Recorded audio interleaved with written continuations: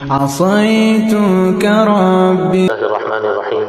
إن عدة الشهور عند الله 12 شهرا في كتاب الله يوم خلق السماوات والأرض منها 4 حرم. صدق اللہ العظیم. میرے محترم دوستوں اور بزرگوں، محرم الحرام کا مہینہ سال کا پہلا مہینہ ہے، اور یہ مہینہ ان مبارک مہینوں کے اندر ہے جن مبارک مہینوں کے بارے میں قرآن کریم کی آیت اور احادیث مبارکہ کی روشنی اور احادیث مبارکہ کے اندر جن کی فضیلت کو بیان کیا گیا ہے. یہ مہینہ کیوں فضیلت والا ہے اور اس مہینے کی اہمیت کیوں ہے، اس بارے میں کھوج لگانے کی بجائے مسلمان کو اس ماہ مبارک کے اندر اللہ کے نبی کے بتلائے ہوئے قرآن اور حدیث کی روشنی میں اعمال کا اہتمام کرنے کی کوشش کرنی چاہیے. غفلت اور گناہ والی زندگی سے اپنے آپ کو باہر نکالنے کا اور اپنے ارد گرد کے ماحول کو گناہ سے پاک کرنے کا اہتمام کرنے کی کوشش کرنی چاہیے. یوم عاشوراء وہ مبارک دن ہے کہ جس مبارک دن کا روزہ مسلمان رمضان مبارک کے روزوں کی فرضیت سے پہلے رکھا کرتے تھے، اور یہ روزہ مسلمانوں پر فرض تھا. جب رمضان مبارک کے روزے اس امت پر فرض کر دیے گئے تو پھر یہ روزہ اللہ کے نبی کی تعلیمات کے مطابق سنت اور مستحب قرار دیا گیا.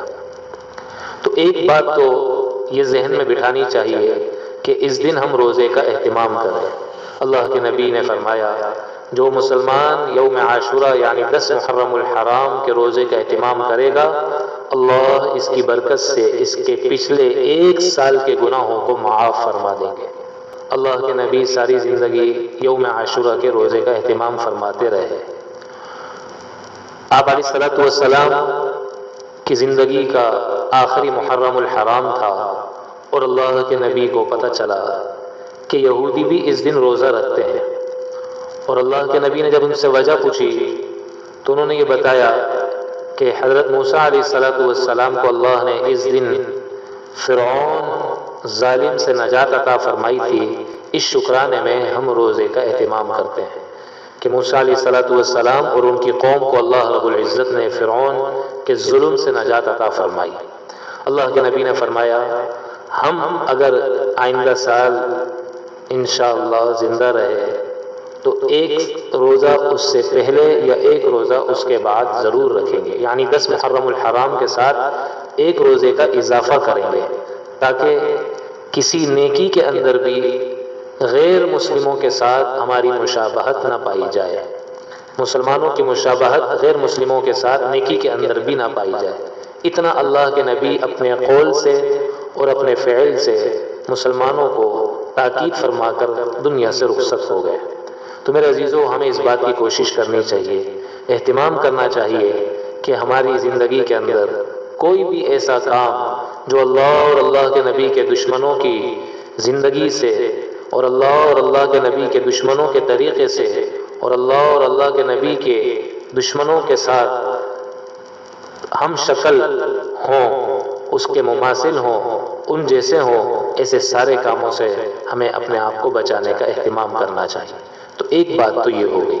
دوسری بات جو ہمارے معاشرے کے اندر ایک غلط مشہور ہے وہ یہ ہے کہ اس دن کی فضیلت اس لیے ہے کہ اس دن حضرت حسین رضی اللہ تعالیٰ عنہ کی شہادت ہوئی. یقیناً شہادت ایک عظیم رتبہ ہے اور ایک بہت بڑی فضیلت والی نعمت اور دولت ہے جو ہر ایک کو اللہ عطا نہیں کیا کرتا. لیکن اس دن کی فضیلت تو اللہ کے نبی نے جو بیان فرمائی اور قرآن کریم نے جو بیان فرمائی وہ تو حضرت حسین رضی اللہ تعالیٰ عنہ کی شہادت سے بہت پہلے کی بات ہے، بلکہ اللہ کے نبی کے انتقال کے تقریباً 60 سال بعد حضرت حسین رضی اللہ تعالیٰ عنہ کی شہادت کا واقعہ پیش آیا. ہاں، یوں کہا جا سکتا ہے کہ حضرت حسین رضی اللہ تعالیٰ عنہ کی شہادت کو مزید فضیلت 10 محرم الحرام والے دن کے واقع ہونے کی وجہ سے اللہ رب العزت نے عطا فرمائی. تو بہرحال میرے عزیزو، اس دن کے اندر ہمیں ایک تو روزے کا اہتمام کرنا چاہیے، اس کے ساتھ ساتھ ہر ایسے کام سے، ہر ایسے عمل سے اپنی زندگی میں توبہ کرنی چاہیے جن کی مشابہت غیر مسلموں کے ساتھ پائی جاتی ہے.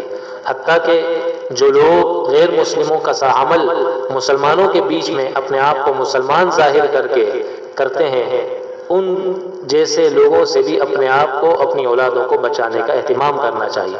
چنانچہ اس دن ایک فرقہ بڑے اہتمام کے ساتھ حسین رضی اللہ تعالیٰ عنہ کی شہادت کو بنیاد بنا کر غیر شرعی اور غیر اسلامی افعال اور اعمال کو دنیا بھر کے اندر رواج دینے کی اور عام کرنے کی کوشش کرتا ہے۔